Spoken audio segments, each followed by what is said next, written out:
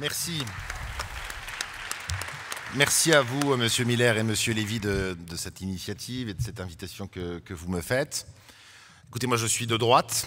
Je suis élu depuis 2012 à Boulogne-Billancourt. Je suis assez libre de mon parti politique parce que j'avais été élu il y a 5 ans face à Claude Guéant. Je n'avais pas l'investiture. Donc autant dire que c'est à mes électeurs que je dois, depuis 5 ans, le fait de les représenter à l'Assemblée nationale. Et je ne représente pas que mes électeurs à l'Assemblée nationale. Je suis, comme chaque parlementaire, un des 577 représentants du peuple français. Quand j'ai été élu à l'Assemblée, je me suis dit, François Hollande venait de gagner l'élection présidentielle. Au fond, à la fin de ce quinquennat, il y a 2 grandes familles de solutions. Soit ça ira mieux dans le pays et le président sera réélu, ce qui est quand même souvent la logique. En tout cas, c'est comme ça que ça se passe dans beaucoup de pays. Ou soit ça n'ira pas mieux, ou bien ça ira pire, et il sera battu. Et ma famille politique de droite, pour moi être de droite, ça veut dire que dans liberté, égalité, fraternité, la liberté a un rôle un peu prépondérant. Et pour moi, un homme de gauche, dans cette devise républicaine, l'égalité est un sujet peut-être plus fort encore. Elle avait vocation à être rassemblée à l'occasion de l'élection présidentielle en ayant un seul candidat. C'est pour ça qu'on a fait des primaires. Je vous laisse analyser et interpréter vous-même ce qui s'est passé dans la primaire de la droite avec la campagne qui a été celle que nous avons connue. Il se trouve que pour la première fois depuis 1958, la droite française et le centre-droit ne sont pas présents au second tour de l'élection présidentielle. C'est la volonté populaire, il faut bien sûr la respecter. Nous avons donc face à nous Marine Le Pen et Emmanuel Macron. Et moi, je veux vous dire, comme l'essentiel d'ailleurs des responsables politiques de ma famille, qu'il n'y a pas à tortiller dans ces sujets-là. Et un homme politique, il n'est pas là pour dire ce que pense une partie de ses électeurs. Il est là pour dire quelles sont ses valeurs à lui. Alors oui, un des problèmes qu'il y a dans l'électorat de la droite française, et les sondages le montrent, c'est qu'une partie des électeurs de la droite française veulent s'abstenir au second tour de l'élection présidentielle. Et oui, dans les sondages, une partie des électeurs de la droite française veulent voter pour Marine Le Pen. Ben écoutez, moi je ne suis pas là pour faire la synthèse de ce que pensent, d'une manière tout à fait contradictoire, à l'occasion d'un enjeu fondamental, le choix du prochain président de la République, des électeurs dits de droite, qui en tout cas ont exprimé leur vote ainsi à l'occasion du premier tour. On est là donc pour dire les choses dans la plus grande clarté, et donc dimanche prochain, moi j'ai appelé comme l'essentiel des responsables de ma famille politique, très nettement à voter pour Emmanuel Macron, pour barrer la route à l'arrivée de Front National, donc de l'extrême droite au pouvoir dans notre pays. Pour moi, il y a 3 raisons à ça. La première, elle est de l'ordre éthique, moral et historique. Le Front National, c'est l'extrême droite. Je suis élu de la région Île-de-France. Il y a des élus Front National à la région Île-de-France. Si vous saviez la violence dans le débat public, dans une région où on s'occupe des lycées, on s'occupe des transports, on s'occupe de différents sujets qui peuvent montrer des différences d'appréciation dans ce qu'il faut faire. La violence quasi physique, la haine de tout ce qui n'est pas comme eux, l'intimidation perpétuelle. Ils n'ont en rien changé. Ils sont les héritiers de ce parti d'extrême droite qui se nourrit dans l'histoire de notre pays dès le lendemain de la Seconde Guerre mondiale. C'est eux qui combattaient De Gaulle.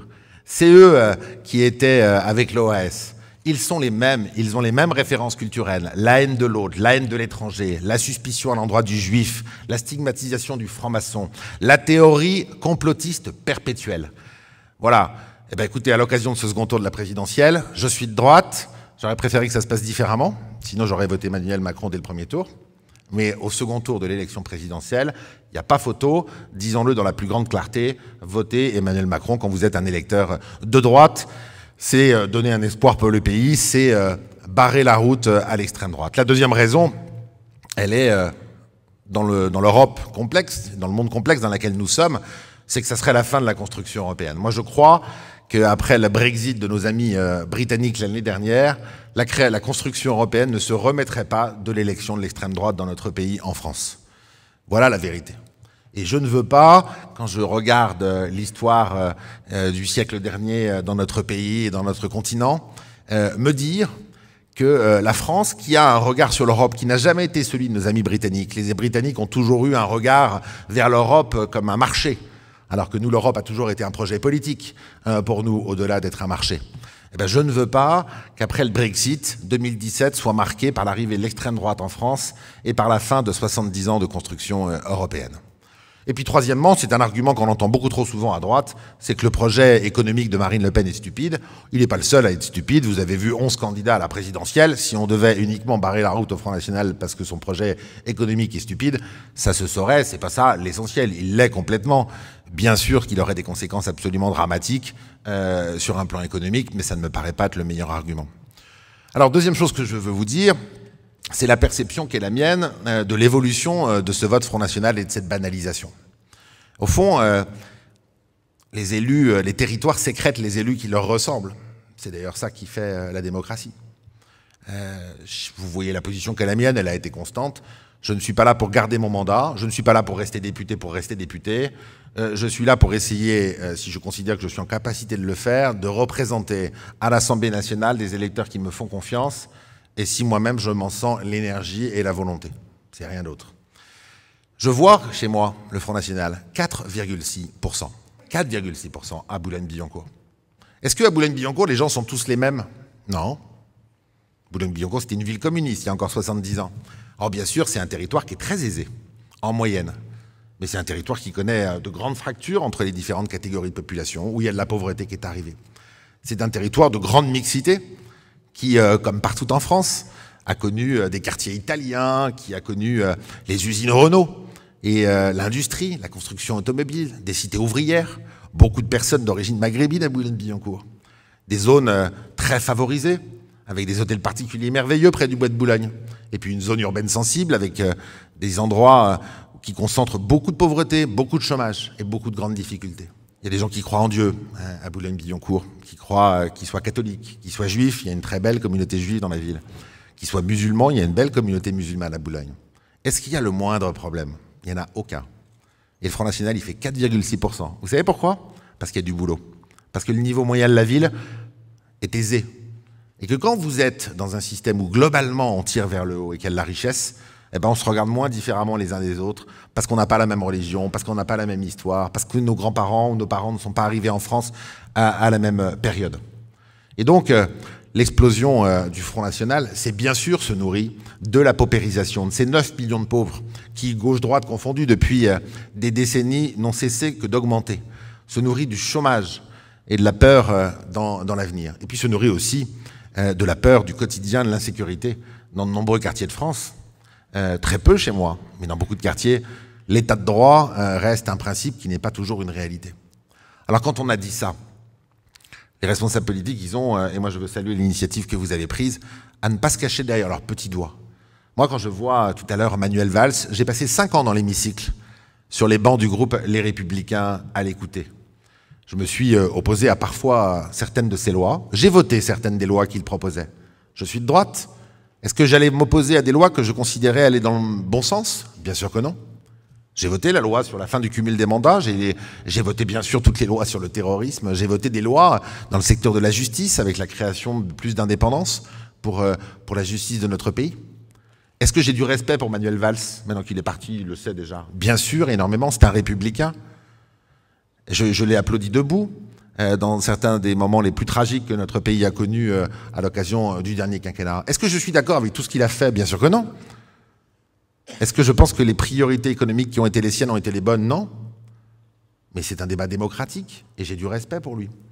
Entre des gens qui ne sont pas exactement comme moi et l'arrivée de la pure filiation de l'extrême droite dans notre pays, est-ce qu'il y a un débat, est-ce qu'il y a un doute à avoir? Je ne le crois pas. Je regrette que ma famille politique, même si aucun des responsables n'a dit bien sûr publiquement quelque chose de contraire, n'ait pas encore plus clairement dit les choses simplement. Quand les choses sont simples, on les dit simplement. Et donc moi, dimanche dernier, à 20h, j'ai dit que je voterais bien sûr et j'appelais à voter pour Emmanuel Macron. Parce que c'est mon devoir de le faire comme celui de tout responsable républicain dans notre pays. Après, est-ce que je soutiens Emmanuel Macron? Ben non, sinon j'aurais voté pour lui. Est-ce que s'il est élu, ce que je souhaite profondément président de la République dimanche prochain, je souhaite que ce quinquennat soit utile pour notre pays? Mais bien sûr. Et comme tout républicain, je préférerais toujours mon pays à mon parti. Et là où je serai dans un mois, c'est-à-dire ou pas à l'Assemblée nationale, la seule chose qui me guidera, c'est l'intérêt général et l'intérêt de notre pays. Voilà ce que je voulais, moi, vous dire ce soir. Vous dire que ça fait du bien de pouvoir parler avec des gens normaux. Parce qu'il y a souvent une hystérisation dans notre pays. Et beaucoup de mes collègues députés de droite qui ont pris les mêmes positions que moi se font insulter, alors bien sûr sur les réseaux sociaux copieusement par des gars qui viennent vous donner en plus la morale, mais même insulter physiquement dans la rue. Alors moi ça m'arrive jamais, alors je me demandais si c'était mon physique particulièrement fluet qui participait à cela, ou si c'était mes cannes. Mais franchement, on est arrivé à un niveau de violence et à un niveau où tout se vaut, où j'ai souvent le sentiment que la désespérance de beaucoup de Français leur fait envie du chaos. Et je pense que dans ces moments-là, il faut faire deux choses. Il faut essayer de calmer le jeu et de redire l'essentiel. Et puis enfin, il faut avoir des résultats. Et dans les 5 années qui viennent, pour notre pays, la seule chose que je lui souhaite, c'est pas de mort par le terrorisme, c'est plus de sécurité, parce que la sécurité, ça reste la première des libertés. Et puis c'est moins de pauvreté et un peu plus d'emploi, parce que quand on a 9 millions de pauvres et 6 millions de chômeurs en France, c'est difficile de faire avoir de l'espérance à beaucoup de Français. Voilà ce que je voulais vous dire. Merci beaucoup.